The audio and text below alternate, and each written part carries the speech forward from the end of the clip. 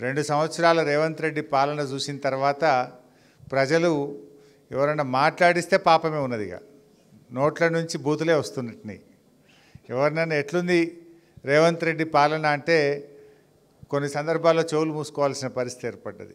నాకు తెలిసి చరిత్రలో ఇన్ని తిట్లు తిన్న ముఖ్యమంత్రి అయితే ఇంకొక ఆయన ఉండడు. అంటే వెనకటనేమో ఈ జన్మల పాపం చేస్తే మళ్ళా జన్మల దాక్తుంది అందరూ. ఇప్పుడు ఈ కాలంలో దేవుడు ఎప్పటిదప్పుడే చూపిస్తున్నట్టున్నాడు. ఈయన ఇట్లా అడ్డమైన మాటలు మాట్లాడి ప్రజల్ని రెచ్చగొట్టి అధికారంలోకి వచ్చాడు. ఇప్పుడు ఏమైపోయింది, అదే ప్రజలు అదే భాషలో ఆయన తిడుతున్నారు.